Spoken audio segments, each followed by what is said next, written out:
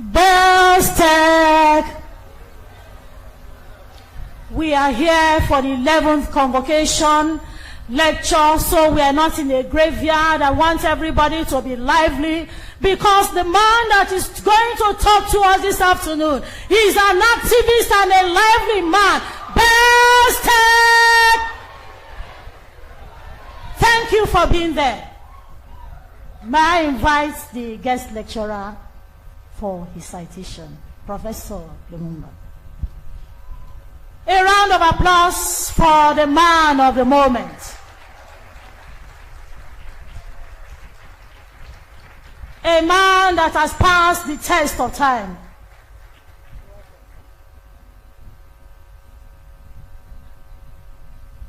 Professor Patrick Loch Otieno Lumumba.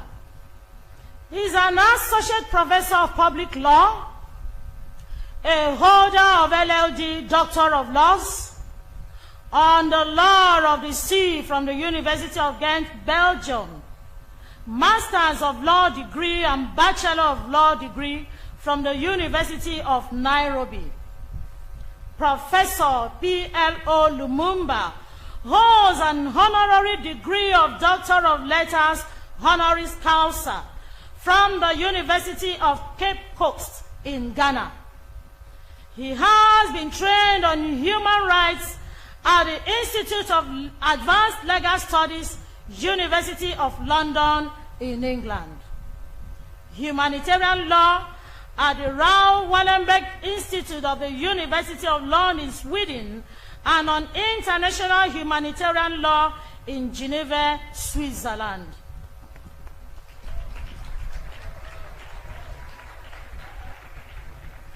Professor P.L.O. Lumumba is an advocate of the High Courts of Kenya and Tanganyika and a certified mediator. He is a fellow of the Institute of Certified Public Secretaries of Kenya, FCPX, Kenya. He is also a fellow of the Kenya Institute of Management, FKIM, and honorary fellow of the African Academy of Sciences, FAAS. Please, a round of applause for this man. Professor P.L.O. Lumumba is the chairman of Farafina Investment Group in Monrovia, Liberia, an economic strategic growth and development initiative for Africa based in Nigeria. Professor Lumumba is the immediate former director and chief executive officer of the Kenya School of Law, a former secretary of the Constitution of Kenya Review Commission, and a former director of the defunct Kenya Anti-Corruption Commission, KACC. Now Ethics and Anti-Corruption Commission, EACC. He is the founding trustee of the African Institute for Leaders and Leadership and founding chairman of the Association of the Citizens Against Corruption, ACAC. He was the founding dean, Kabarak University School of Law, a former lecturer at the University of Nairobi, the United States International University, and Widener University, USA. Please appreciate this man. Professor P.L.O. Lumumba is a renowned legal practitioner.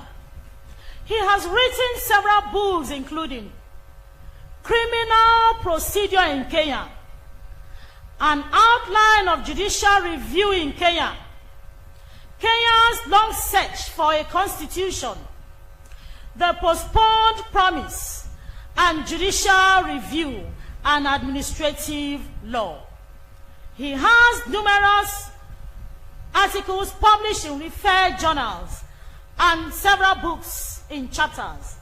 He has also edited several books, including Devolution in Kenya with Professor Mbodei and Dr. Kabao, The Constitution of Kenya Contemporary Readings, with Professor M.K. Mbode and S.O. Odero. He has co-authored the Constitution of Kenya in 2010. An introductory commentary with Dr. Luis Franceschi. He has also co-authored several books on ethics. His non-legal books include Swearing by Kenya, A Call for Political Hygiene in Kenya, The Searching Soul, Sanitizing Kenyan Politics, Africa, Kiswahili.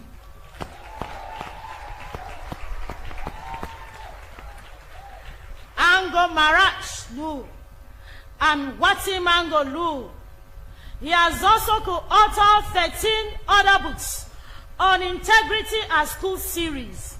He has recently ventured into fiction with his book Stolen Moments. In 2004, Professor P.L.O. Lumumba received commendation from the Kenya Scouts Association for service to the society. In 2011, Bishop Okulu of College of Theology of Great Lakes University of Kisumu awarded him the Order of St. Paul's the Apostle for restoration of good governance and right values in the society. In 2012, the East African Association of Anti-Corruption Authorities recognized this erudite scholar for his valuable and exemplary contribution in the fight against corruption. Professor P.L.O. Lumumba has been named and recognized by the International Commission of Jurists, Kenyan section, and the Law Society of Kenya for his exemplary contribution to the legal profession. He was recognized by the Kenya-US Association for the Martin Luther King Jr. Leadership Award in the year 1996, and was the recipient of the 2008 Martin Luther King African Salute to Greatness Award by the Martin Luther King Jr. Africa Foundation. He has also been included in the Marcus Who is Who in the World and is the distinguished Mwalimu Julius Nyerere Lecturer at the University of Dar es Salaam for 2014. He was the 11th Kwame Nkrumah Lecturer at the University of Cape Coast in Ghana in 2016. On 27th of May, Professor P.L.O. Lumumba in 2017 was invested Chief Tambo Taylor of Liberia for his Pan-Africanist activism. He was the 5th Abraham Tiro Ongopose Lecturer at the University of Limpopo in South Africa for the year 2017. He was also the 5th Apollo Milton Obote Lecturer at the year 2017. The man of the moment, Professor P.L.O. Lumumba, was awarded a Lifetime Achievement for Patriotism and Advocacy by the African Forum 2017 and was recognized by the New African magazine as one of the 100 most influential Africans in 2017. In January 2018, Professor P.L.O. Lumumba received the following awards and recognition. First, African Luminary Award by African Cultural Association in the United States of America. Second, freedom of the city of Lowell in the Commonwealth of Massachusetts in the United States of America for his role in the fight against corruption and bad governance in Africa. Third, he was recognized by the House of Representatives of the Commonwealth of Massachusetts in the United States of America for exemplary work in the fight against corruption and bad governance also in Africa. Professor P.L.O. Lumumba was the Nelson Mandela Centenary Memorial Lecturer at the Walter Sisulu University in South Africa in the year 2018. Professor P.L.O. Lumumba currently practices law with Lumumba and Lumumba Advocates and coordinates activities under the aegis of the P.L.O. Lumumba Foundation. Ladies and gentlemen, I present to you the man of the moment, an erudite scholar, a seasoned lecturer, a bold speaker, a seasoned man, a real African, the man that have come to change our life for the better. I present to you Professor P.L.O. Lumumba.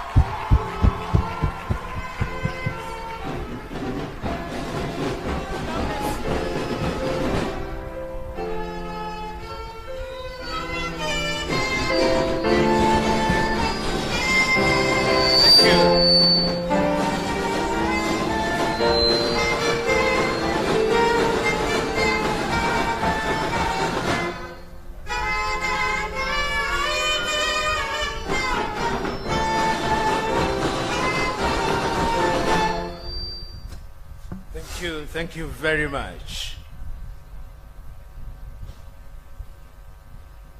Let me start by adopting what is a uniquely Nigerian invention and innovation. I stand by the protocol already established. But because I am the guest lecturer, I believe I enjoy certain latitudes, and for that reason, permit me at the very outset to thank the President and the members of the Board of Trustees.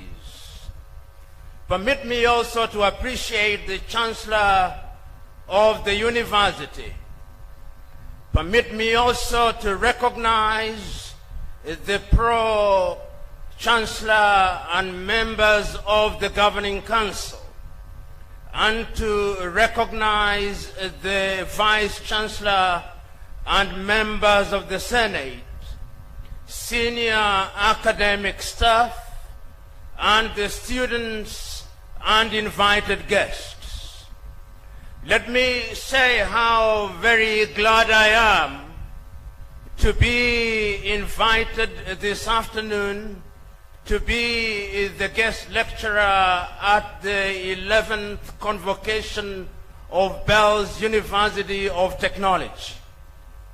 Let me also say how glad I am to be present at a university whose founders include an individual that I consider to be my mentor and friend, Chief Dr. Olusegun Obasanjo, the former President of the Federal Republic of Nigeria. When I was invited to be present with you this afternoon, a number of things happened which I must narrate to you before I advert to the subject that I have been invited to speak about. The first thing that happened is that I was told that I have to speak on the subject of globalization. and the challenges and opportunities that it provides for Africa. Perhaps if I'd been given the latitude, I would have chosen another subject. But in his wisdom, the Vice Chancellor, and I want to believe the university administration, thought that that was what I have to talk about. And I want to be a good guest here at Bells University. I will therefore speak on that subject. The second thing that happened is that I was invited and told a few days in advance that I had to submit a copy of my speech. And I said that ordinarily I write my speeches when I've delivered them. Now that you are telling me to write one in advance, what will I do? Once again, in the spirit of being a good guest, I said I would only provide an outline of my speech. Therefore, if you have been given an outline of my speech and you expect that that is what I'm going to say, God save you. Be that as it may, permit me now to speak about a subject that is very topical: globalization. You know, when one is asked to address an august assembly such as this, one is likely to go deep into looking for the meaning of globalization. I refuse to do so. I refuse to do so because I believe that my audience is an enlightened audience. I refuse to do so because globalization is like the proverbial elephant. An attempt at defining it will only cause confusion. Because I am told those who touch the legs of the elephant thought it was a tree trunk. Those who touched its ears thought it was another thing. But suffice it to say that when we talk about globalization today, we are likely to mean an environment where goods and services are sold and are dealt with as if there were no borders. That is what globalization may mean today. And one may ask the fundamental question: is this the first time that we have globalization, particularly when we talk about Africa? I think not. I hold the view that Africa has over the years been the victim of globalization. I was reading a book written by a Sierra Leone with the title Porto. In that book, he narrates the history of slavery. He talks about how the Portuguese, the Spaniards, later the Dutch, the English, the Germans, and the Italians came to the continent of Africa and took away able-bodied young men and women and spirited them into Europe and America and into the Caribbean. And I asked myself, was that not globalization in its embryonic stages? Then I asked myself, when slavery had lost its attraction and we were colonized, at that time, the European powers did not need any visas to come to Africa. Instead, they assembled in Berlin, in Germany, between 1884 and 1885, and they divided Africa into several little enclaves, which now are the countries that we live in, 55 in number. And I asked myself, was that not globalization? And I also ask myself, when during the colonial period they came to Africa and took away gold from Ghana, they took away minerals from the Democratic Republic of Congo, they grew and took away coffee and tea from Kenya, they took uranium from Niger, they took diamond and gold from South Africa, they took diamond from Sierra Leone, Liberia. I ask myself, is that and was that not globalization? So that what one is seeing and what one sees when one looks throughout history is that Africa has always been the victim and the target of globalization. And one may say that it is our resistance of globalization that led to the struggle for independence, so that when we regained our independence as independent African countries, we were actually resisting globalization as had been marketed to us through slavery and colonization. I remember so very distinctly on the 6th day of March 1957, when Ghana had regained our independence, and the then president of Ghana, the Osagyefo Kwame Nkrumah, was given the opportunity to address Ghanaians. He reminded them ever so passionately and eloquently that the independence of Ghana meant nothing if the rest of Africa was not free. He was acutely aware, as he said during that speech and subsequently, that the death of colonization only meant the birth of neo-colonization. He reminded his audience that there was a new and technology had to be given her pride of place. A few years later, not only Ghana was free, but other African countries were free. But when I use the word free, let us not run ahead of ourselves. I use the word free to mean that when we regained our independence, we were able to manage our political affairs. I use the word free that when we regained our independence, we designed our own flags. I use the word free to mean that when we regained our independence, we were able to compose and sing our own national anthems.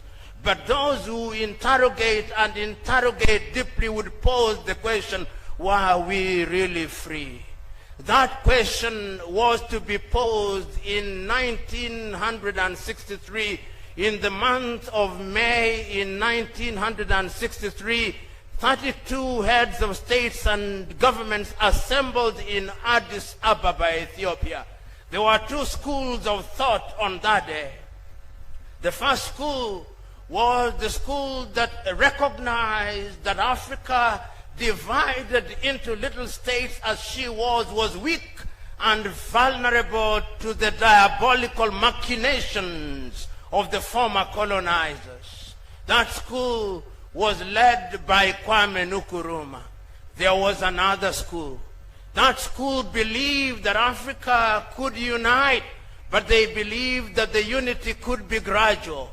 That school held the view that it was not possible for Africa to unite as she desired.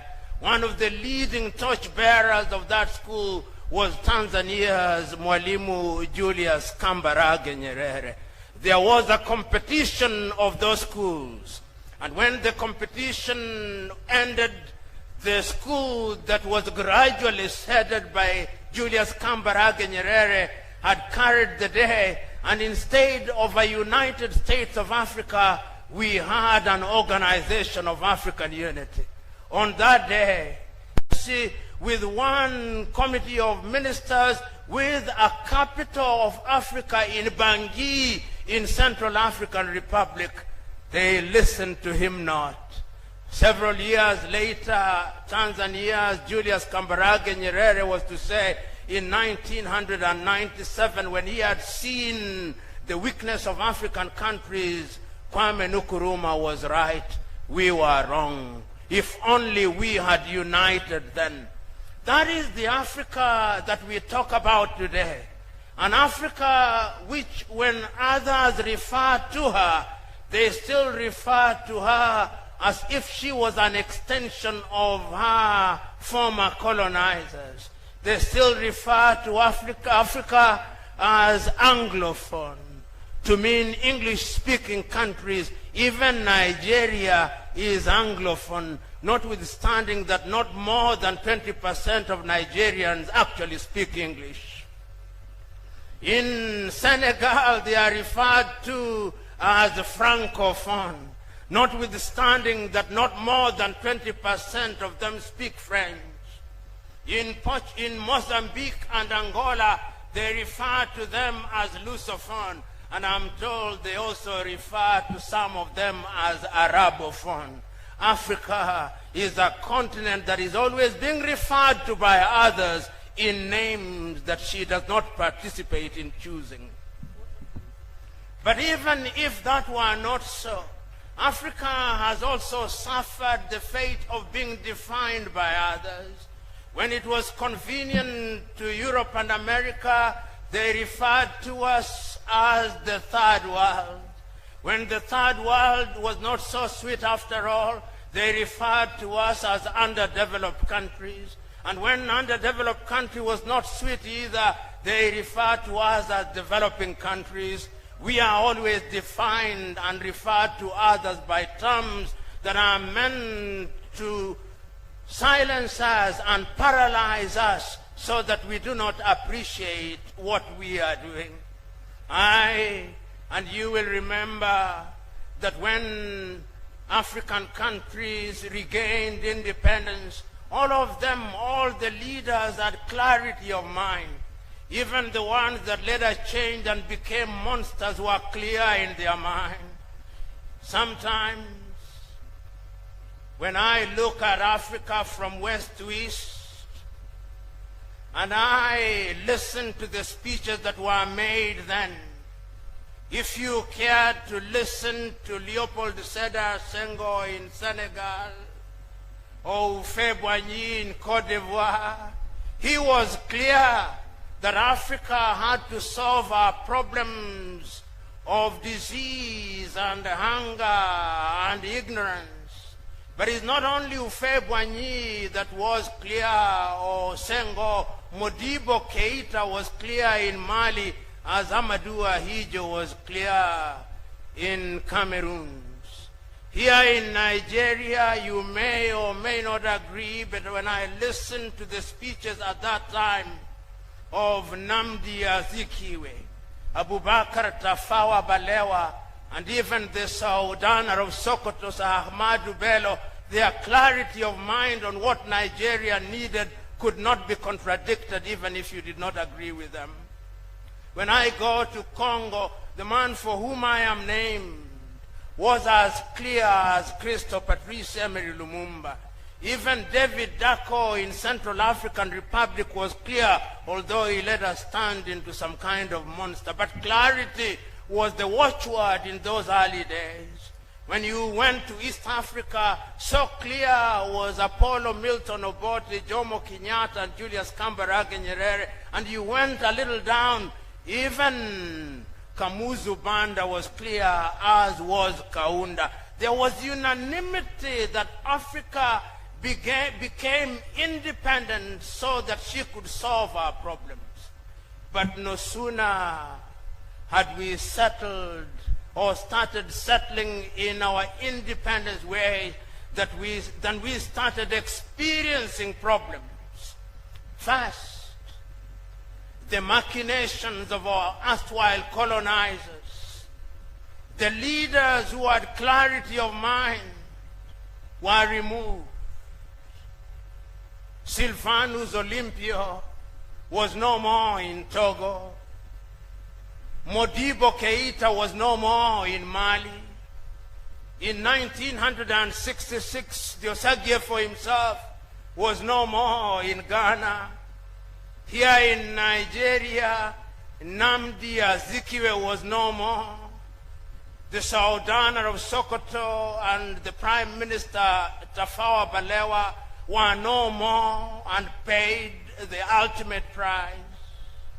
Africa was bleeding.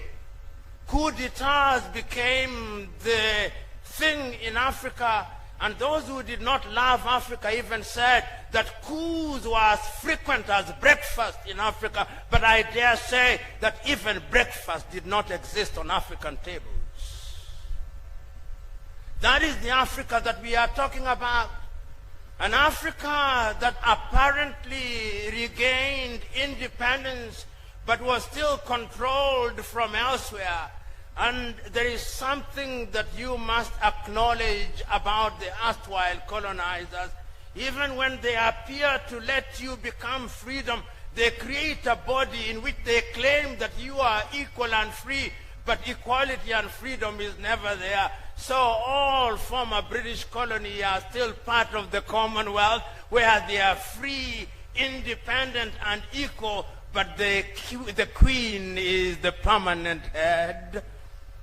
The former French colonies also exist in a body that is run from France. The former Portuguese colonies also find themselves in that way. The umbilical cord between us and the colonizers was never cut. And when we try to cut it, we realize that the umbilical cord is made of steel. And when we bring tools to cut it, they create a bypass so that we are always linked. That is the reality of Africa. So that today, when we talk about globalization, we ask ourselves, is Africa ready for globalization? Is Africa ready for the fourth industrial revolution, they ask? Africa existed during the first industrial revolution in 1760. The world at that time merely meant Europe, went through the industrial revolution when they migrated from agriculture and they started using equipment and they were mechanized. That happened in Europe, it happened in the United States of America, it happened in Japan, and we are told that we missed the first industrial revolution. There was the second industrial revolution, where they were not just using the machines, but they had graduated a little. They were using not just steam engine, but even the steam itself was being used. We are told we missed the second industrial revolution. In the 1950s, when there was the third industrial revolution, with the world of digitization, we are told that we missed the third industrial revolution. We are now told that there is the fourth industrial revolution and that we must participate in it when we talk about robotics, when we talk about artificial intelligence, when we talk about the Internet of Things. We are told that Africa must participate, and that is another name for globalization. Is it a good thing, this thing called globalization? This thing called globalization means several things. It means, among other things, that our markets must now be open to the world. It means, among other things, that we have become equals in the world and that we can participate. But before I talk about that equality, permit me to take you through recent history of how Africa has been treated. I remember in 1970s and 1980s, the Europeans sat in Europe, and in their magnanimity, because they are ever magnanimous, in quotes unquote, they took the view that Africans and the Caribbeans and the Pacific needed an arrangement where their problems of poverty, hunger, and climate change ought to be addressed. And they sat down and in 1975 came up with the Lomé Convention signed in Togo. The Lomé Convention ran its course and Africa did not change. When the Lomé Convention had run its circle in the year 2000, they sat again in Cotonou in Benin and came again with the Cotonou Convention. And once again it ran its course, and the Cotonou Convention did not give birth to anything. In 1980, the World Bank and the IMF, the so-called Bretton Woods institution, sat in New York and said that Africans needed something called structural adjustment. Africa is always the laboratory of new ideas that are conceived by European economists in European universities. And they came here with structural adjustment programs, and they told government, you have no business being in business.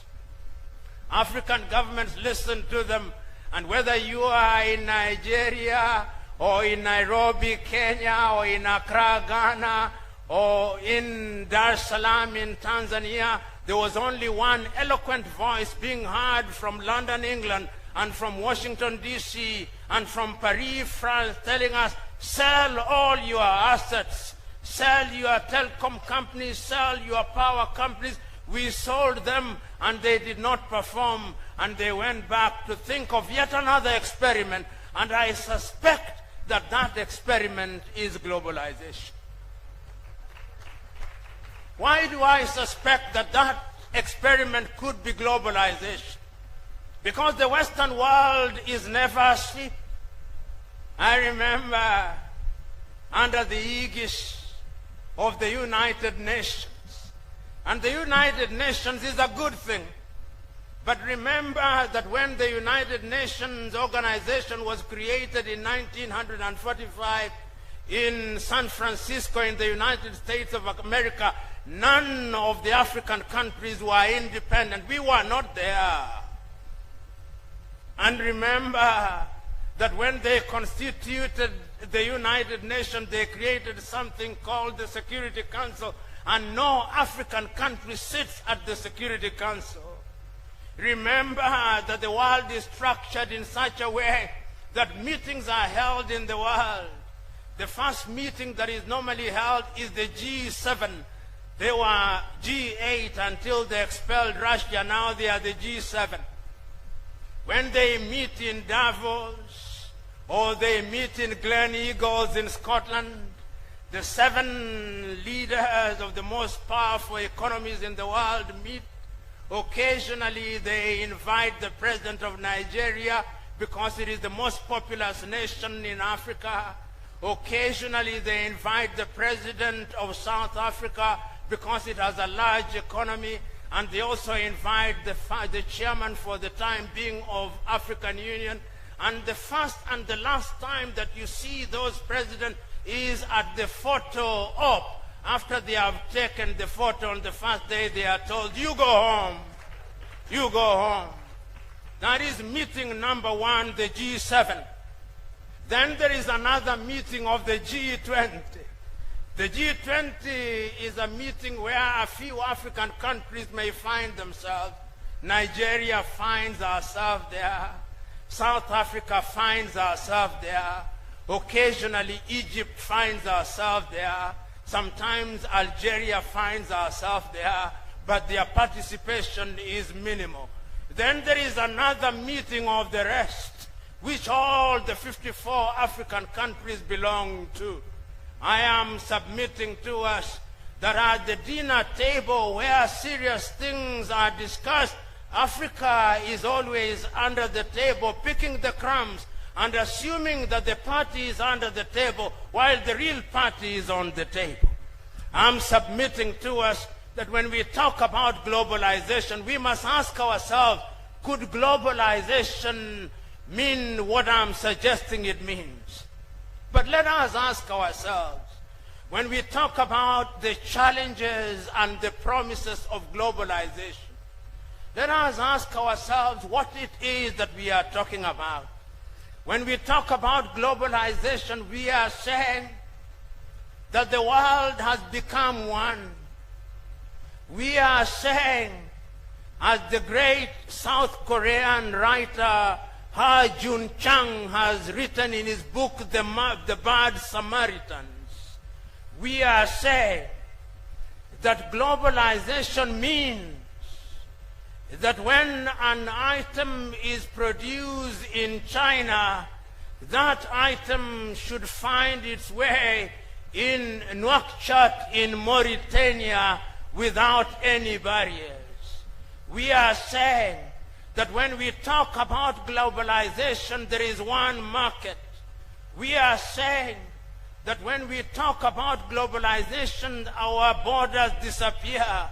We are saying that when we talk about globalization, we are talking about the dissolution of borders, and we are talking about the death of time, because technology now allows us almost to travel instantaneously.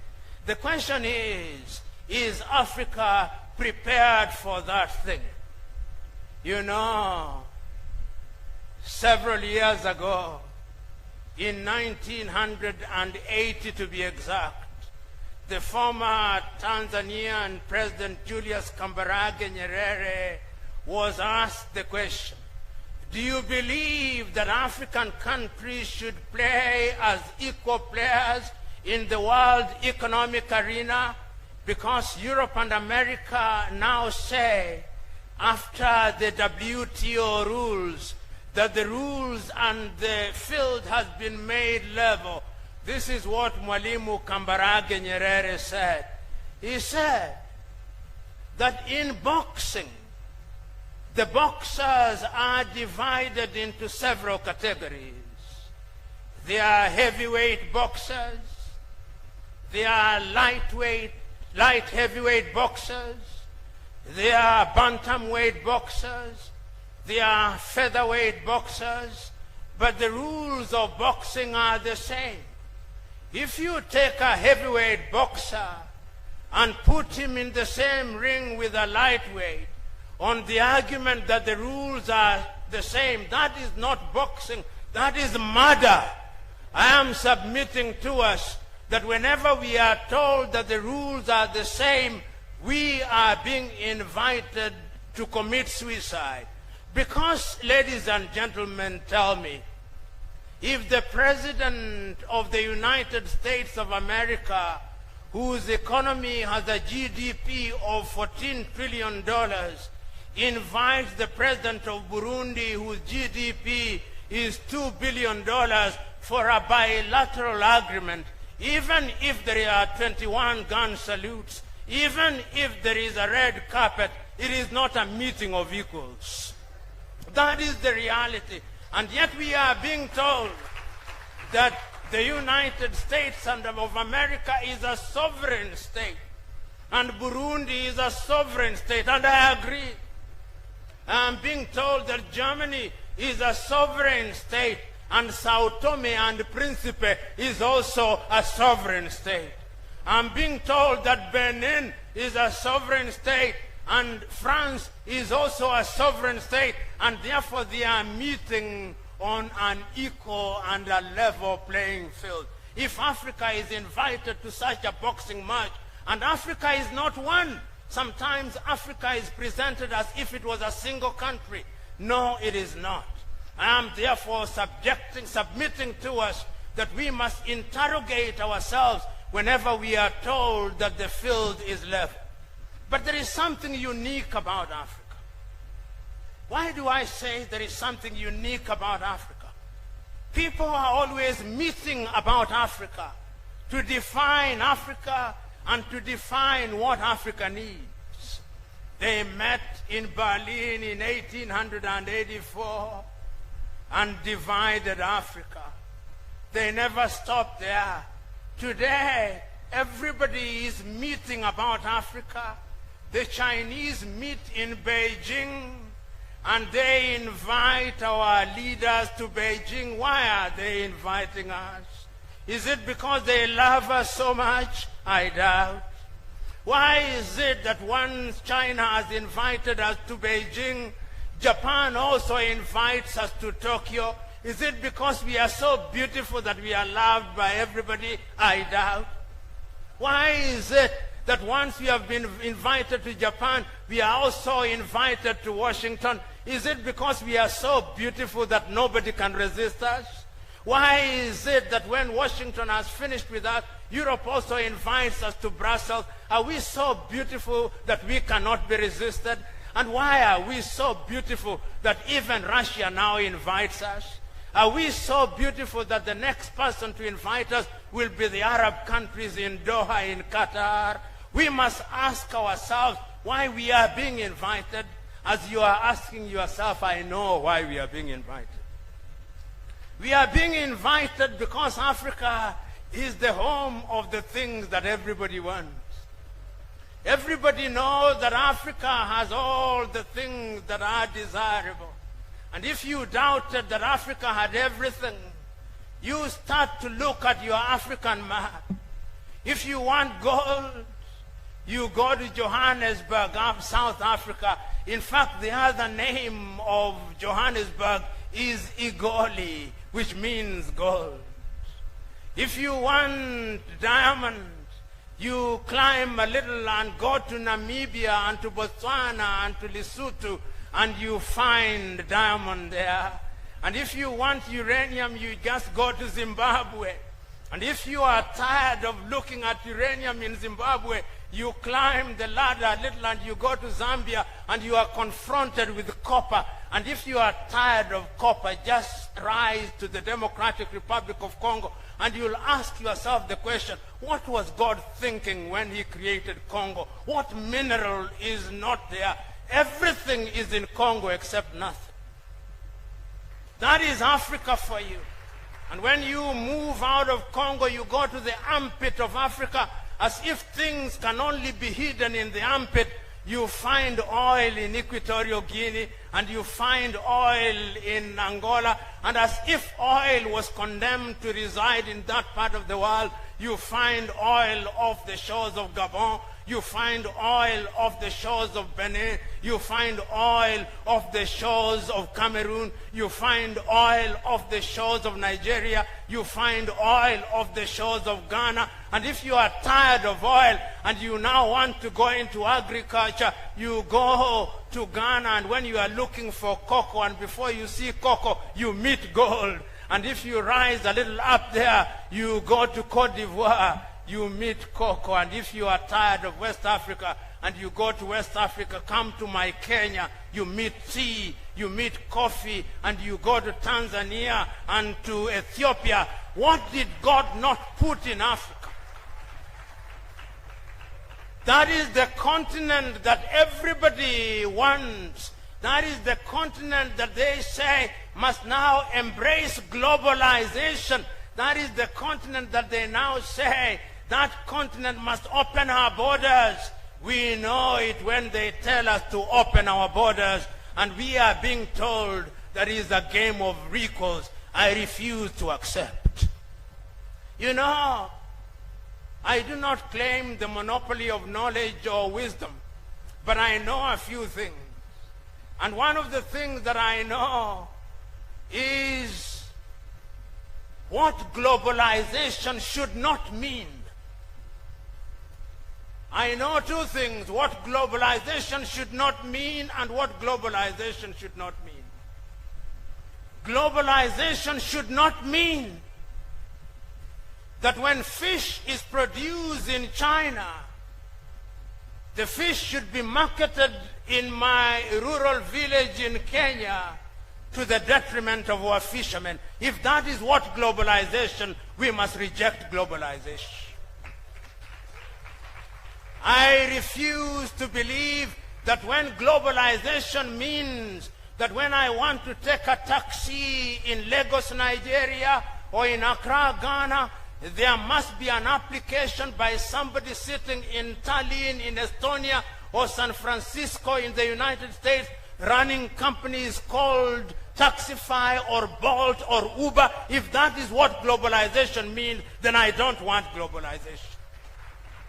If globalization means that when I am at the airport in Nnamdi Azikiwe Airport in Abuja, or Muritala Mohammed in Lagos, Nigeria, or Jomo Kenyatta in Kenya, or Tambo in South Africa, that my food must be prepared and my things must be run by Swissport from Switzerland, if that is what globalization means, then I do not like globalization. If globalization means that Nigeria can produce oil, but that oil cannot be refined in Nigeria, it must be taken by Mobil, by Exxon, by Total, by Elf, then that is not the globalization that I desire. I refuse to accept a globalization that says that diamond is produced in Namibia, in Lesotho, in Botswana, in Sierra Leone, and in Liberia, but the price of diamond is determined in Antwerp in Belgium. I refuse that globalization. I refuse a globalization that says that cocoa is produced in Nigeria. It is produced in Accra in Ghana. It produced in Cote d'Ivoire, but the largest coffee producers are Cadbury in the United States of America, in the United Kingdom, and the largest producers of chocolate are to be found in Switzerland, Godiva, Ferrero, and Lindt. I refuse that globalization. I refuse a globalization that says that when I want to send my letter, it must be DHL based in Bonn in Germany. I refuse that globalization. I refuse a globalization that tells me that when I'm moving money from Otta to Lagos, it must be G4S in the United Kingdom that tells me and provides me with the means of protecting my money. That is the kind of globalization that is being talked about. That is the kind of globalization that we are being told that we must embrace. But you know, the Western world are always ahead of the game. They always look like they love us. In the year 2000, they looked like they loved us. They came up with something called Millennium Development Goals. They were 8 in number. And Africa celebrated, because sometimes we celebrate too soon in Africa. We celebrated that now the world has made only one solemn vow, that Africa will never be a prisoner of poverty, that Africa will never be a prisoner of ignorance, that Africa will never be a prisoner of all the things that have hamstrung us. So they came with the Millennium Development Goals. And those Millennium Development Goals were supposed to run for a course of 15 years. They ended in the year 2015. None of the African countries had satisfied the Millennium Development Goals, except Rwanda, which they say was nearly close to satisfying it. Then they thought again, and they came up with other goals. This time they gave them another name, and they multiplied them and added one. They are now 17. They are called the Sustainable Development Goals. And we are told that if we embrace this thing that is called development goals, then by the year 2030, Africa will be El Dorado, the land of gold. If you think that that is what it will be, you are chasing a mirage. But they don't stop there. It is not only Europe that is thinking about us in those terms. Even the United States of America, in its inexhaustible wisdom, when they sit at the Congress, thought that Africans also needed some help. They came up with what is called the Africa Growth Opportunity Act. One of the things that was to happen with the African Growth Opportunity Act is that we were to create export processing zones, and Africans created export processing zones. If there were no export processing zones in Nairobi, Kenya, making jeans to be worn by America, if there were no export processing zones in different parts of the world, then we were not doing well. We were told that that is how our textile industries would thrive.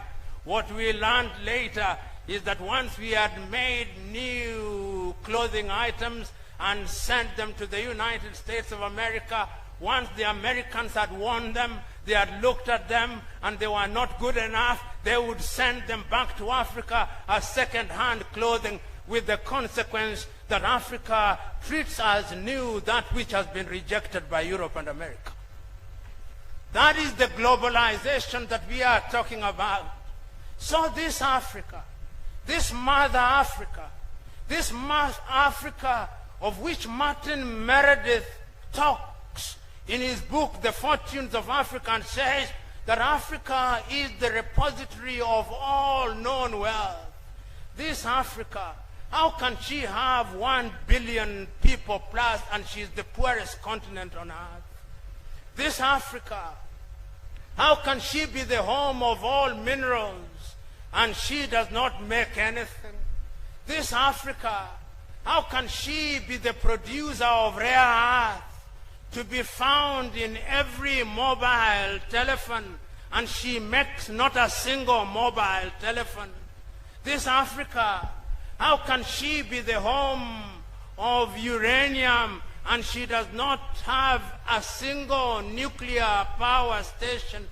This Africa, how can she be the home of iron ore, and she does not make a single car except assemble cars?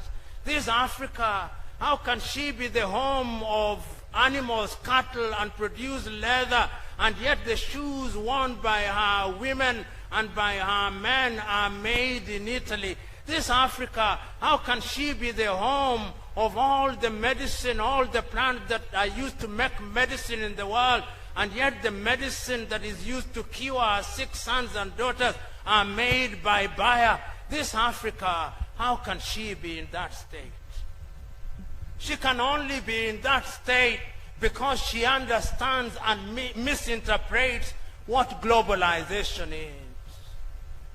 Globalization is a latter-day Trojan horse which has been modeled in Europe and America to enter into the continent. It is sugar-coated, but below the sugar coat there is a bitter pill. Once you have licked the sweetness on top, you will begin to grapple with paralyzing poison. Africa, we now know what globalization must not mean. But then what must globalization mean? Because we too must not allow ourselves to go into the paralysis of analysis of our problems. We must, in the nature of things, define ourselves. What do we want as Africa? What do we want to achieve in the world?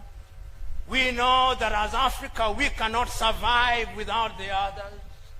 We know that we must relate with the Chinese. But how do we relate with the Chinese, we must ask? We must know that we want to relate with the Americans, but how must we relate with the Americans, we must ask? We know that we must relate with the Arabs, but how must we relate with the Arabs? That is why I'm saying that we Africans must now define for ourselves what globalization means. I'm not the first one to talk about globalization and what she must mean. There are distinguished Africans who have looked at the continent of Africa and have said, Africa must now rethink her position. The great South African writer Greg Mills, in his now famous book, Why Africa is Poor and What They Can Do About It, says, and I agree with him, that poverty is now a choice. Africans, through their leaders, have chosen to be poor. And if they are to liberate themselves from the chains of poverty, they must begin to do things in the right way. Greg Mills says, and I agree, the things that require effort can only be acquired if we make effort. Africans must now make effort. But what kind of effort? I am a Christian and a practicing one. Sometimes we pray and fast for things which prayer and fasting cannot bring. I'm suggesting to us that we must embrace science and technology. I agree with Greg Mills. And it's not only Greg Mills that has talked about what Africa must do. The young Zambian economist, Dambisa Felicia Moyo says that for a long time Africa believed that aid was the solution to her problems. We received aid and grants from different parts of the world. It did not solve our problems. Where I come from, we are told that when you are milking a cow that you have borrowed, You must always face the gate when you are milking the cow, because who knows when the owner may come for it. I'm suggesting to us, but we Africa have milked a borrowed cow for too long. Aid is not the solution to Africa's problem. We must look for another avenue. But it's not only Dambisa Moyo that has talked about it. A great Kenyan who has talked about agriculture, called Calestas Juma, in a book which I commend to all of us, The New Harvest, says, Africa can no longer afford the luxury of farming like their ancestors did. You can no longer farm like Adam and Eve did. You can no longer rely on rain-fed agriculture. We must embrace science and technology if we are to feed ourselves. I agree with Calestas Juma. I also agree with a book which has been written recently. It's written by 4 authors. It is written by Greg Mills. It is written by Davis Hubbs. It is written by Jeffrey Davis and your own Chief Dr. Olusegun Obasanjo, Making Africa Work. I am suggesting to us that Africa can work, but Africa will only work if our sons and daughters open their eyes to the realities that I'm talking about. So, ladies and gentlemen, globalization is here with us. Globalization is the thing that we are now talking about. Africa will either swim or drown. But when I look at Africa, if she wants to swim, she must do a number of things. One of the things that Africa must do is that Africa must look at her economy, and Africa must recognize that our countries are divided into small units which in fact are not viable. African countries are presently constituted are not viable.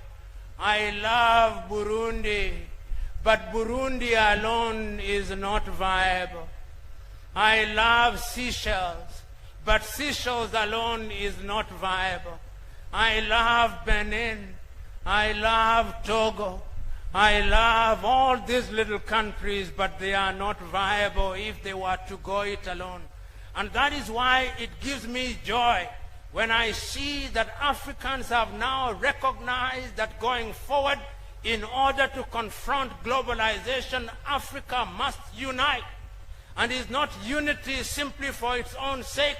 It is unity for the purpose of ensuring that we harness our resources. I was glad, therefore, when in the year 2013, African countries met in Addis Ababa, Ethiopia. And when they met in Addis Ababa, Ethiopia, they came up with what is called Africa Agenda 2063. Africa Agenda 2063 in and of itself will not solve our problems, but it marks baby and embryonic steps, the recognition by African countries that if Africa is to realize our potential, she must work together. Agenda 2063 is founded on 7 pillars. I will not recite the 7 pillars, but the 7 pillars include the realization by Africa that she can be rich and prosperous. The realization that in order for her to be rich and prosperous, she must have peace.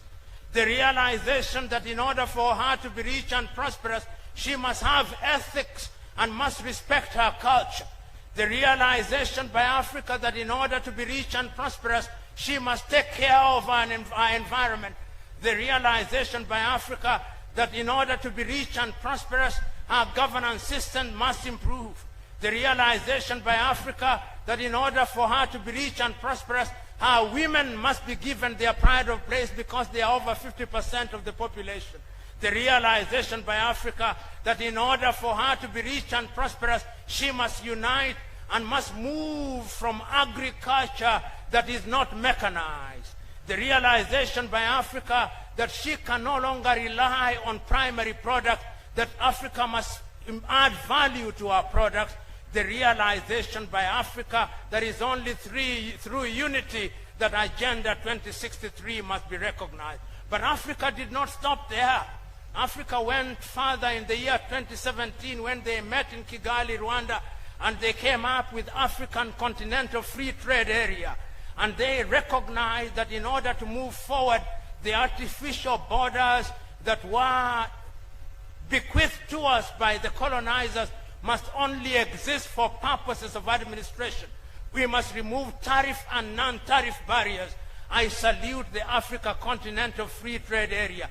But Africa Continental Free Trade Area in and of itself will not solve our problems if Nigeria is quarreling with Benin. It will not solve our problems if Kenya is quarreling with Somalia. It will not solve our problem if Sudan is quarreling with South Sudan. It will not solve our problem if Ethiopia is quarreling with Egypt. In other words, we are saying that if Africa is to realize our potential, Africa must now begin to move in one direction with a clear resolve that the continent can only grow and confront the challenges of globalization as a united front. So, what do I see when I look at globalization and what we must do about globalization? This is what I see. I'm not a Jewish prophet, nor am I related to one. I'm not a Yoruba seer. But when I look through the times, based on the scientific evidence that is available, I have no doubt in my mind that Africa can realize our potential. But Africa will not realize our potential through declarations. Africa will not realize our potential through workshops and seminars and colloquias and symposiums. Africans must move in a different space.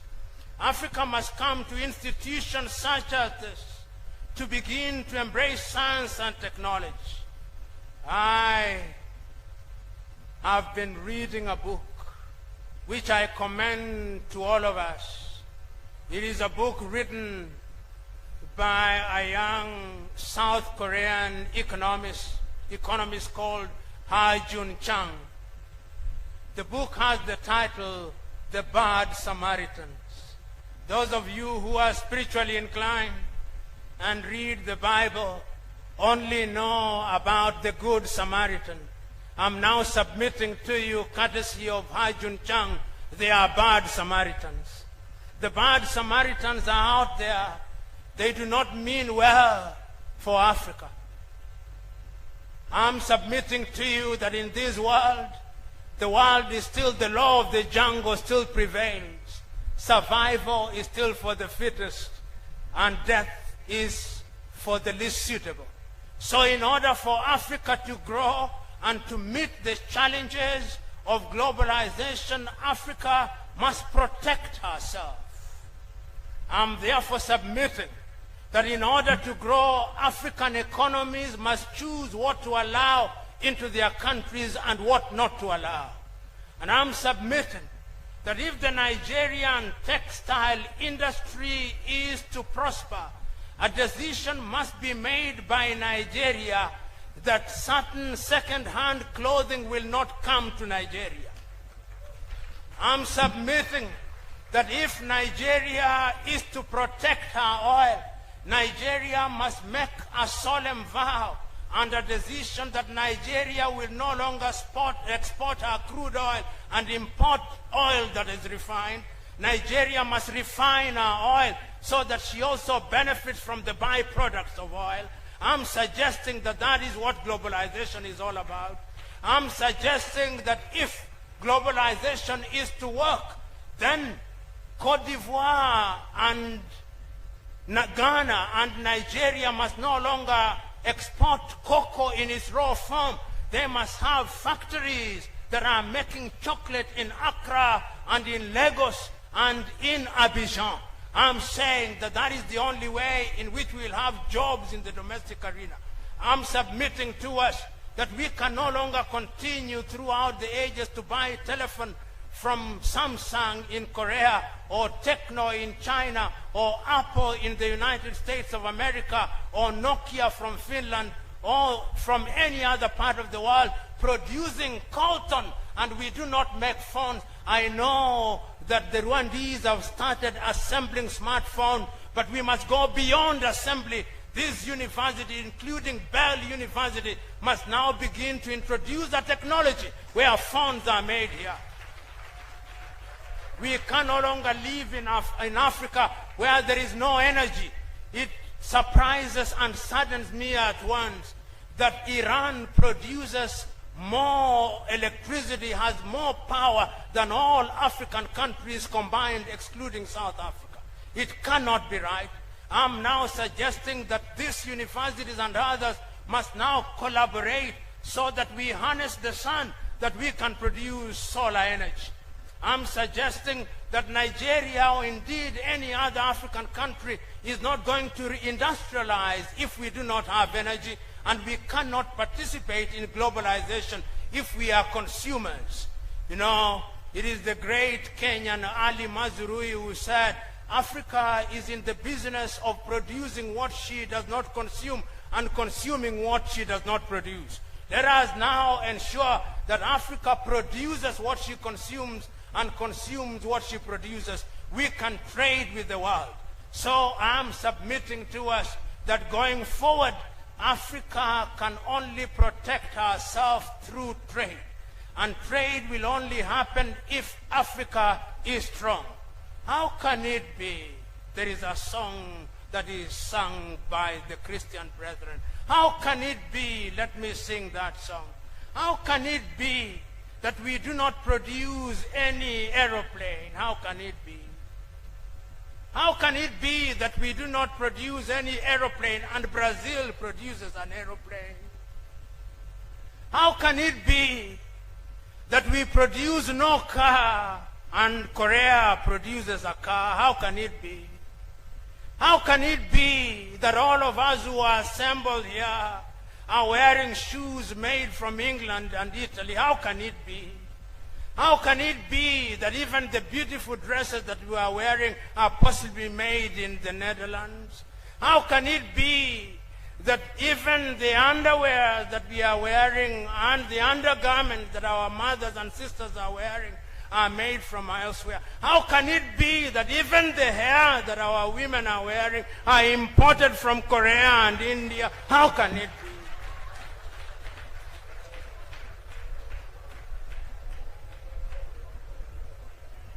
How can it be? How can it be that even when we have worked so hard and we want to consume beer, it is Carlsberg, it is Diageo? How can it be? How can it be that when we have worked so hard and we want to drink water, it's Dasani made by Coca-Cola? How can it be? How can it be that when I think of a soft drink, I think of Fanta and Sprite and apple cider and Coca-Cola? How can it be that palm wine is not being sold worldwide and any attempts at bottling is only in its embryonic stages? How can it be? How can it be that we have universities of science and technology and our politicians do not listen to them? How can it be that when I'm being driven from Abeokuta to Otta, it is the Chinese that are making the roads? How can it be? What happened to the Nigerian engineer? Is the University of Lagos not producing civil engineers? Is the University of Ibadan not producing engineers? Is the University of Maiduguri not producing engineers? How can it be? How can it be that when our leaders are unwell, they don't go to our hospitals? How can it be? Are we not producing doctors? How can it be? Is that what globalization is all about? So much for sorrows and lamentation. But how can it be? I'm of the view that our eyes are now open. Our eyes are now open, and we now know a number of things. We now know that globalization as defined to us by Europe and America and Asia is not necessarily good for us. It is good for them. It is good for them. We now know that globalization will only mean that jobs are created out there and jobs are lost here. We now know that globalization as defined for us will not help us. We now know that globalization as defined for us will always make sure that Africans remain hewers of wood and drawers of water.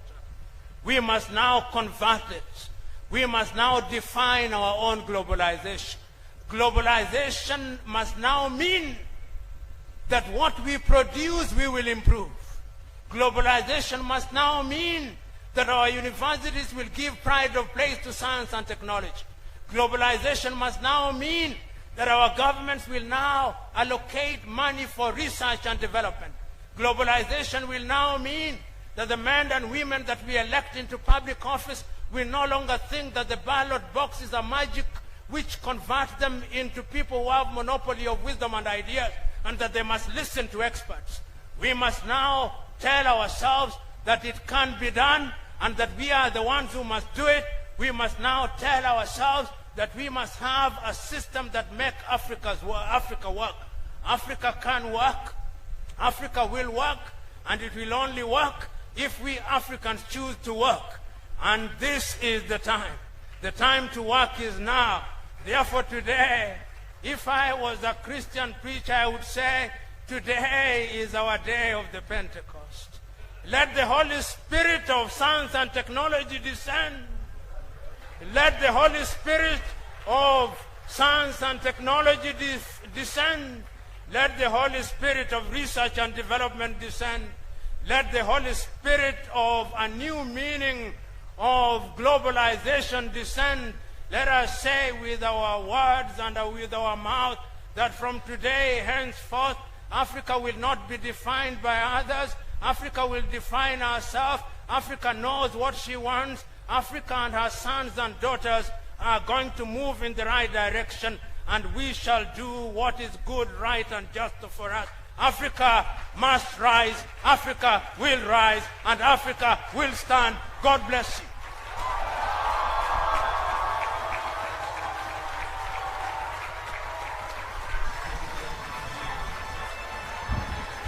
Let's give him a round of applause. Let's make it thunderous. Let's make that applause thunderous. Beautiful rendition, beautiful lecture. Thank you so much. It's a beautiful one.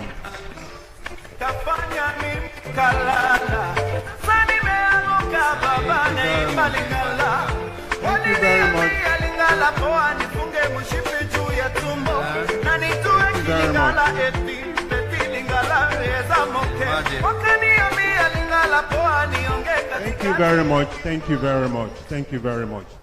You will all agree with me that Professor Lumumba had a different lecture to give us. By design, we wanted him to give us what we wanted. But we thought in doubt that we are not disappointed by what he has given us. Let's give him a round of applause again. That was a beautiful one. The message is this: we cannot continue to do things the old way and expect new results. No. The revolution must start now. Ladies and gentlemen, standing on the existing protocol, I want to call on the Vice Chancellor, Professor Jeremiah Ojediran, to come and give plug to the presenter, to our August lecturer. Thank you very much, sir. It has been a beautiful day. We are all excited, and we appreciate you for what you have done. The Vice Chancellor, sir. Distinguished ladies and gentlemen, I'm sure we have drunk, we are full, and we are filled to overflowing. Who is not overflowing? I am overflowing. Thank you very much, Professor Patrick Lumumba. You have behaved true to type. You spoke extempore all through. Lord bless you and keep you. Lord make his face shine on you now and always. We have learned. This is the University of Science and Technology. And I'm sure my elder professors will be challenged, properly challenged. R&D must take the front burners from now on and forever. It's no longer business as usual.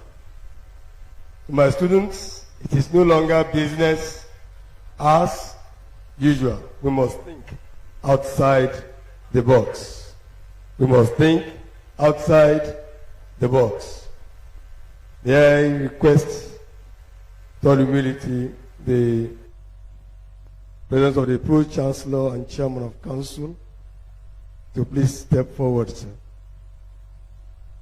We want to our appreciation to this erudite scholar who has come all the way from Kenya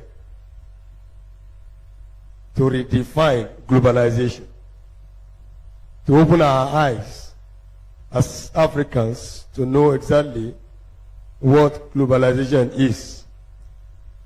And I've learned again that there are good Samaritans and there are bad Samaritans.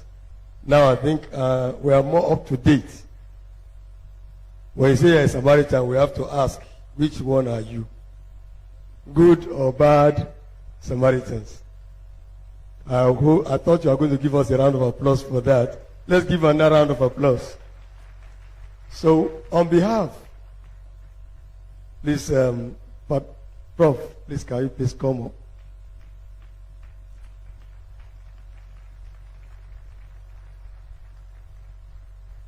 The Pro-Chancellor and Chairman of Council will present this plaque to this goldfish that has no hiding place. Chancellor, sir. Thank you, Vice Chancellor. I am so glad I didn't miss any part of this brilliant. I did say that I'm going to drink from your fountain of unchained deep knowledge. That's what I said. I think everyone has had it. He has come to define our mission. More recently, we began to talk about research and development in this university. And this is University of Technology. We very much appreciate you coming to fortify our objective of undertaking research and development. And so, on behalf of the President, who is here, is the President, the Vice Chancellor and the University Management, and the students, and very important, our Chief Promoter. I present you with this plaque. It says, Bells University of Technology, Otta, Nigeria, 11th Convocation 2019 Convocation Lecture, presented to Professor Patrick Lot Otieno Lumumba, founder, PLO Lumumba Foundation, and advocate of High Courts of Kenya and Tanganyika, as the convocation lecturer. Congratulations.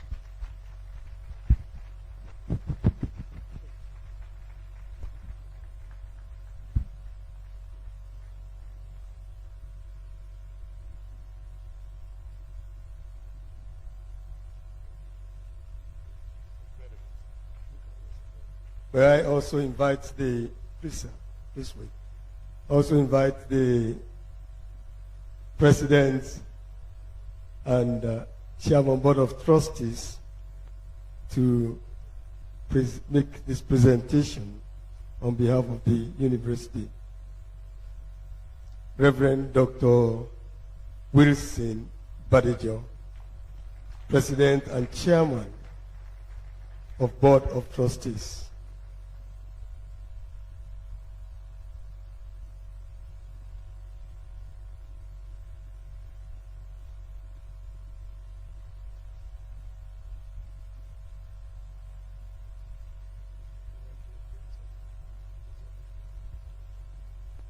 The President has made the presentation. Thank you very much, sir. The alumni, your name had gone ahead, and the alumni, who represent the alumni, also have a presentation for you. President of Alumni.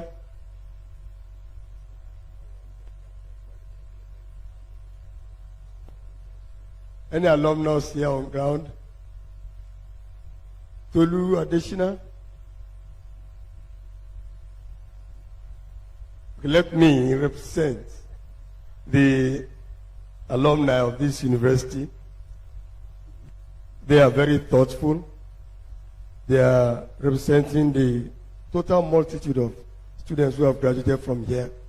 And on behalf of the alumni, we present this to you. All the best. Thank you so much for coming. Thank you for loading us and filling us. Thank you very much. Welcome.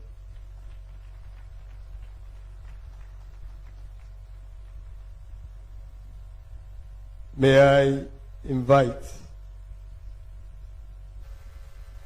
the Deputy Vice Chancellor for a book presentation. Book presentation by the Deputy Vice Chancellor, Professor Olubukola Kuforiji.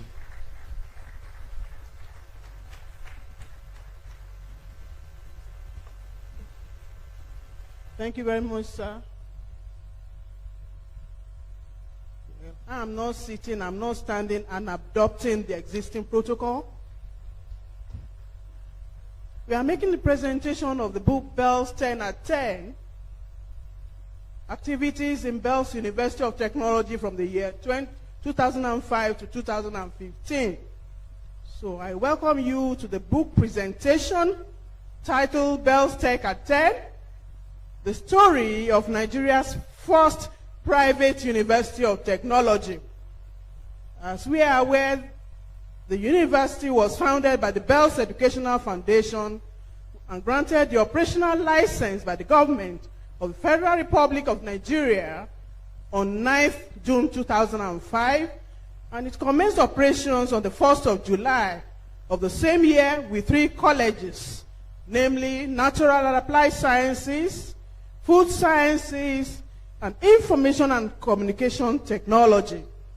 And so from the 3 colleges at inception, the university has since grown to include College of Management Sciences, College of Engineering, and College of Environmental Sciences. All these colleges are supported by the Center for Foundation Education, which oversees the General Studies Program, the conferences, workshops, and the various socio-cultural activities for the total development of the students. Thus, the university is in its 14th year and has been making giant strides in the educational and technological advancement of this nation globally by turning out graduates who are leaving their marks in their various fields. The first 10 years constitute the building blocks of this university, and all who labored to place the foundation must be recognized and be the first private university of technology in Nigeria. It serves as a trailblazer in the area of technological development of the nation. So the labors of the pioneer members of the planning committee of the university, the board of trustees, the council, principal officers, deans and directors of the various colleges and units are also recognized.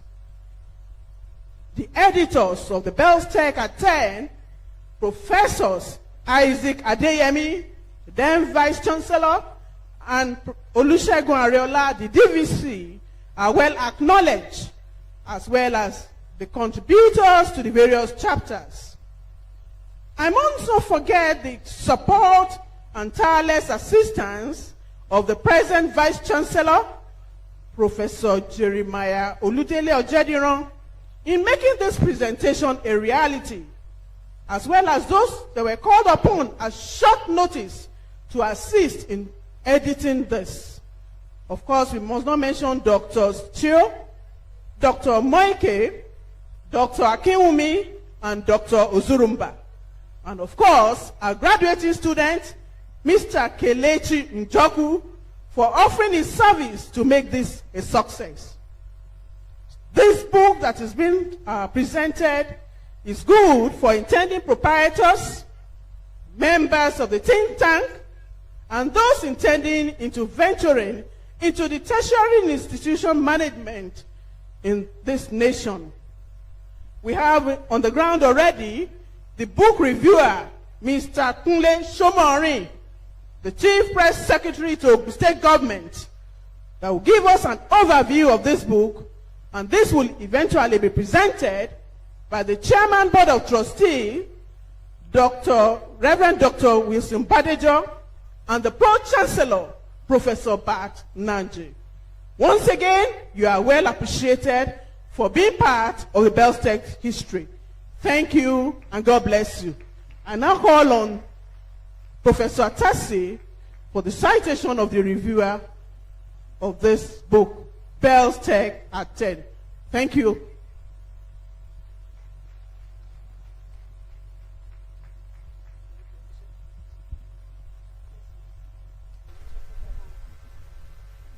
Thank you very much.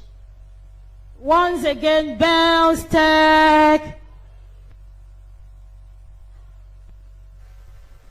From 2005 to 2019 is not a small journey. Belstech, Belstech, we are the champions, we are the champions. We are great, we are blessed, we are separated from the rest. We are going only to be the best. We are destined to rule the world. Belstech, Belstech, we are the champions, we are the champions. Belstech.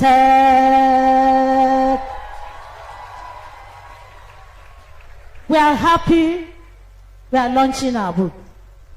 And may I, while adopting the existing protocol, call on Mr. Solomon Shomori. Please, if you are here,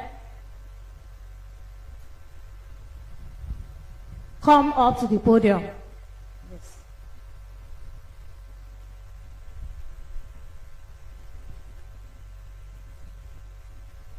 Thank you.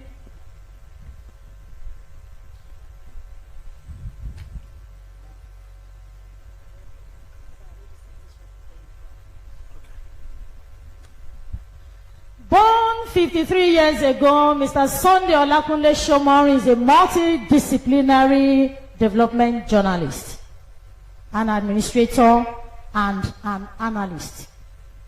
He is a holder of a master's degree in international affairs and diplomacy from Ahmadu Bello University, Zaria. He also holds a first degree in English education from the University of Port Harcourt in Rivers State, Nigeria. Mr. Shomori had his early education here in Otta. First, he was at St. Michael's African Church School, Oke-Oyinbo, Otta. I was also at Anglican Grammar School, Ipate Oyinbo, Otta. For his GCE advanced level, he was at the Ogun State College of Education, School of Basic Studies, where he finished in 1986. His mother was a newspaper distributor and the local government librarian, from where he developed interest in reading and writing. A crossbreed from a Muslim mother and a Christian father. This combination afforded him a unique insight into the multicultural and religious dynamism and understanding of the Nigerian geopolitical space. Professionally, he had functioned in the media world and in the areas of advocacy and information management. Mr. Shomori had a meteoric rise in the various newsrooms across the country, especially at the Vintage People, The Punch, and later as news editor for This Day newspaper. He was posted to the United Kingdom as the London Bureau Chief by This Day in the year 1997, when the newspaper was arguably the most influential newspaper in the country, and while the country's democracy was being incubated, he edited This Day International that circulated widely in Europe, North America, and Southern Africa. After this tour of duty, Mr. Olakunle Shomori returned to the country as the editor's nation's capital for the now rested National Interest newspaper. Mr. Shomori veered into the world of civil society, where he was engaged as the editor / publication manager of the continent's premier non-governmental organization, the African Leadership Forum at Otta in January 2001. He was appointed Special Assistant, Media and Public Affairs to Honorable Austin Okpara, the Deputy Speaker, House of Representatives in the Nigerian Parliament between the year 2003 and 2007. At the expiration of the 6th National Assembly, Mr. Kunle Shomori returned to the newsroom and was to serve in various capacities as editor, member of the editorial board, and executive director of Leadership newspaper in Abuja.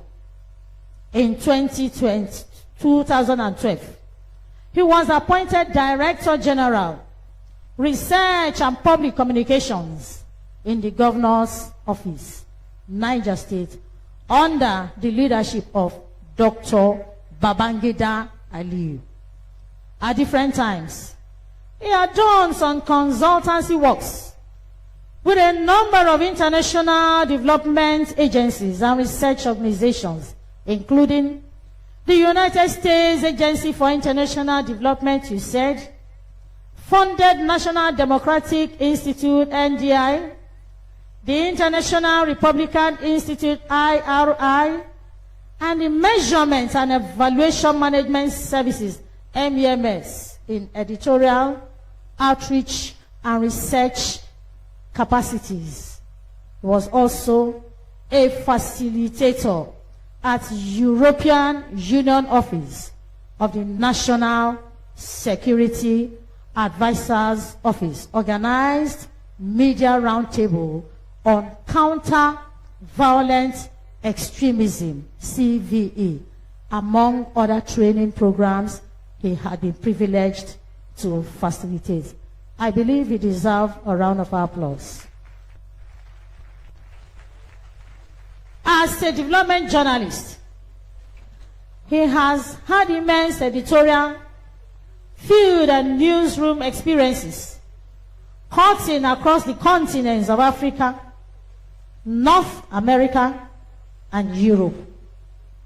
Before his appointment as Chief Press Secretary to the present Governor Dapo Abiodun of Ogun State, Mr. Kunle Shomori was Editor-in-Chief at the African Resource Center of the Olusegun Obasanjo Presidential Library. He is the man in charge of our Bellstep at 10. Welcome him with a round of applause. Thank you.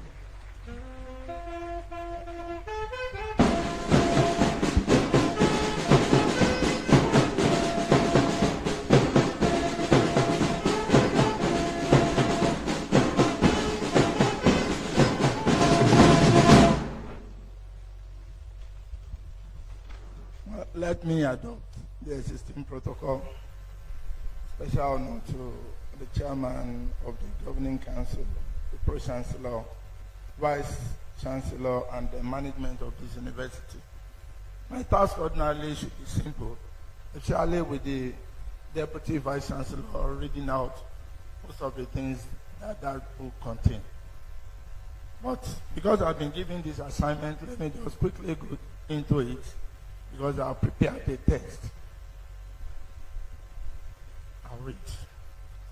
Like him or hate him, the story of Chief Olusegun Obasanjo and what it touches are Midas. It also chooses its associate, and its content is always enticing, perhaps intriguing, depending on which side of the divide you are. This book, The Story of Nigeria's First University, is similarly couched. It is a riveting tale you cannot ignore. Like I call it here, it is how Obasanjo made lemonade from lemon, and how he transformed the secondary school beyond the glorified post-primary institution like some universities are known, to a university in word and in deed.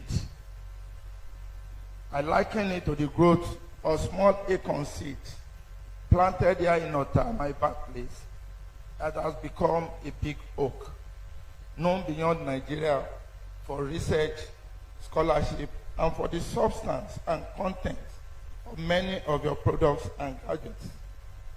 The best university has continued to grow in leaps and bounds. But unlike Nostradamus, who sees beyond the immediate, Chief Obasanjo is an admixture of visionary leadership, a calculating spender. Some will say he's miserly, but I've always admired his choice of teammates. To that extent, let's cast off whatever stage image and open up the book that is Best University. So much for Chief Olusegun Obasanjo. Whatever might have impelled him into starting this ambitious project, my task here is just to give an insight into what the book contains. Best take at 10. However, no matter what I say, I will challenge and admonish all of us to grab a copy of this book and digest it with a similar gusto that I applied in the last 24 hours when it was given to me. After all, the taste of the pudding, they say, is in eating. But let me allay the fear of people, because this book is written by so many eggers. Many people may be looking out for high-sounding words and big vocabulary, or all the isms, or what people in the northern part of the country call Dongo Turenchi. No. The language of this book is accessible to anybody who can read and write. The pages of this historic work are also laced with facts and figures. You do not have to agree with the writers anyway. No. The book does not make for laborious reading. The simplicity of his style is by no means genuine nor simplistic. I raced through it in a day, and I found the compendium unputdownable. Best Take at 10 is an enchanting biographical sketch of the university. By the way, this is the first private university in Nigeria. I am concerned that this university that was conceived in 2004 and battered by starting to admit students in 2005 to 2006 is presenting a book at just 10. This is 4-5 years behind schedule. My observation though. As it happened when you plant the oak tree, this university came out of the Best Educational Foundation, which already ran primary, secondary, and nursery schools.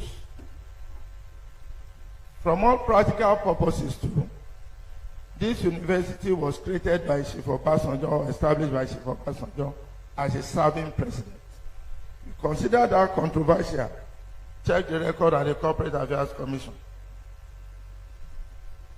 But the retired Army General, social and business entrepreneur, and two-time president of Nigeria had his eye on the ball when he was establishing this university.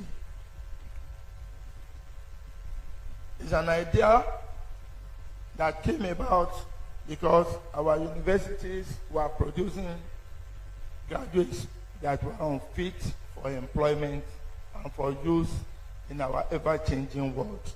So for that, it is commendable.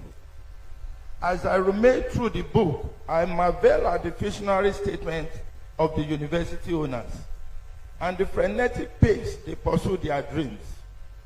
I've also taken time to come here to see for myself the structure and infrastructure on ground. And all I can say is that I sympathize with the current students that are here. Because from when Nigeria had its first university in 1948 and now, the educational sector has suffered a dismal fortune. So they are saddled with the responsibility that the new owners of this university did not envisage in their time. It was a time when jobs were saving university graduates. Graduates who enjoyed scholarship and scholars who luxuriated with several research grants. So I also sympathize with the scholars that teach and research here. And because the atmosphere has changed, the university has foisted on the students the expediency of not just searching for jobs, but for agonizing to compete in a world that has become, I go back to Professor Lumumba's word, a global village. Now students have to match technical competence with an entrepreneurial drive. Unlike their predecessors, for them to get by, they must develop requisite skills to enable them, I'm quoting the book now, contribute meaningfully to the socio-economic development of the country as industrialists, investors, and as entrepreneurs. According to the writer of the first chapter, they will become employers rather than job seekers. At any rate, that is the propitious path to take because the job market is simply saturated. It is virtually non-existent, and though entrepreneurship might look like a plausible proposition, the owners of this university think through funding, the challenges of lack of capital, the poor state of infrastructure, unstable politics and the economy, inconsistent government policies, poor knowledge of marketing and packaging. That will be the challenge, and that will be the major challenges that will face these will be entrepreneurs. So, if that was not taken into consideration, I pardon the exaggerated ambition of this university that aspires to produce a Nobel laureate in 10 years. 14 years on, that remains a tall order. In another break, I read somewhere where the Chief Olusegun gave a timeline of 1 decade. But the writer or the person who scripted the first chapter of the book, because his name was not indicated, put the timeline at 25. Even if I find this also inordinate, I identify with the vision to make BestTech a leading private university of technology recognized for global impact. If a university is noted for its conscious effort to advance knowledge and learning through research-inspired teaching, research with impact and partnership with industry, the professions and the community, I think that is the kind of university to look up to and to even watch. And even though I don't see you producing a Nobel laureate in 25 years, I know that it is possible that a member of this community will be a winner of Nigerian National Merit Award in the next few years, given what I have seen that the professors have done here. The scholars and administrators who contributed to this work are members of this community, and they are transgenerational. Forget the listing of 31 persons cited by the editors on pages 232 and 233 of the book. For me, I found more profound the contributions of Emeritus Professor Oladipo Akinkugbe, who wrote the foreword.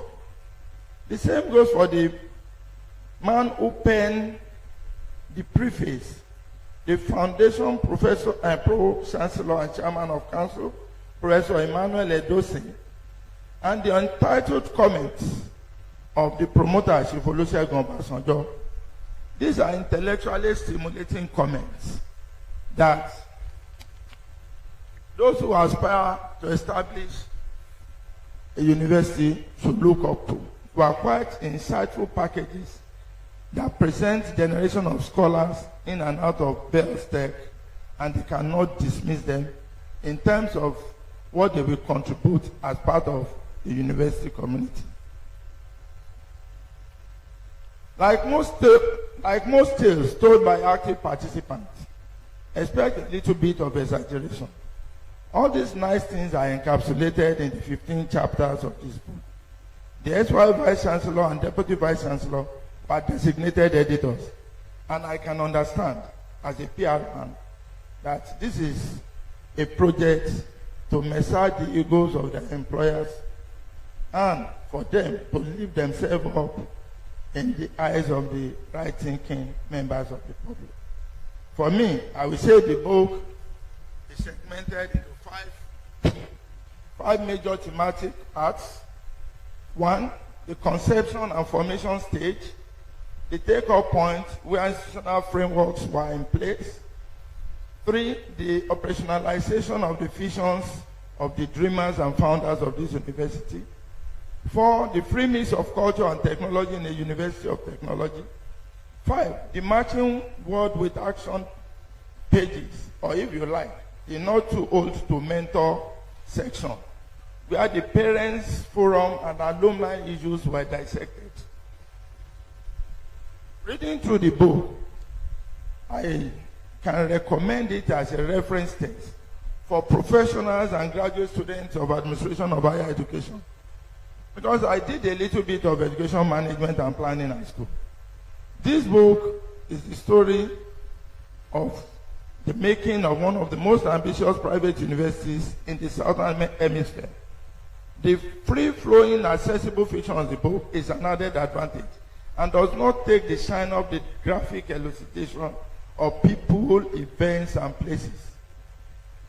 Not being a book authored by literary figures does not deny the book the requisite references, historical facts, anecdotes, allusions, poeticism, and incontrovertible verdicts that many scholars of the literary act will fall in love with.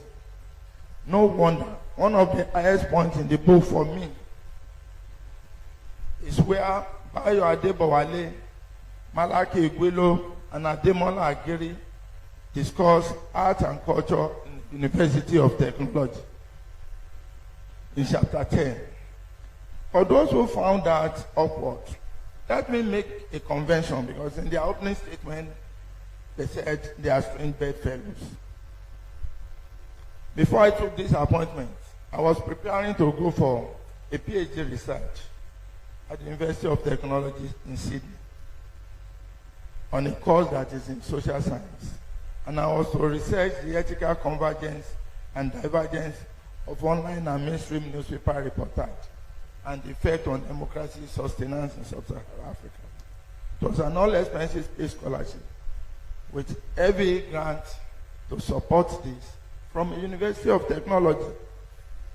By the way, this university I'm talking about was founded in its current form in 1988 with 9 faculties and schools, including one dedicated to education, another dedicated to social sciences, and in terms of global ranking, it is 148th in the world and 9th in Australia. Among universities that are under 50 years, UTS is also 8th. So for me, best creative ingenuity might just flower And who knows, the Nobel laureate you are looking for might just come from one of these multidisciplinary areas. And it will bolster your burgeoning profile, taking a cue for what UTS did.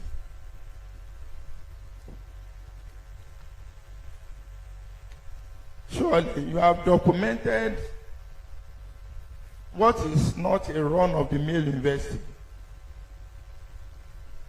You have also been very creative in terms of your courses. The novelty in bringing on board biomedical engineering and mechatronics engineering is, for me, a bullseye. And in the recording consciousness of those who are curious about the so-called proliferation of private university, you know that Best Tech is an exception. You stand apart, far from the madding crowd, with the year you have matched professional registration requirements with benchmark minimum academic standards of the National Universities Commission. You have also waded through the drudgery of accreditation by professional bodies with effortless ease. And you have always attracted professors from public universities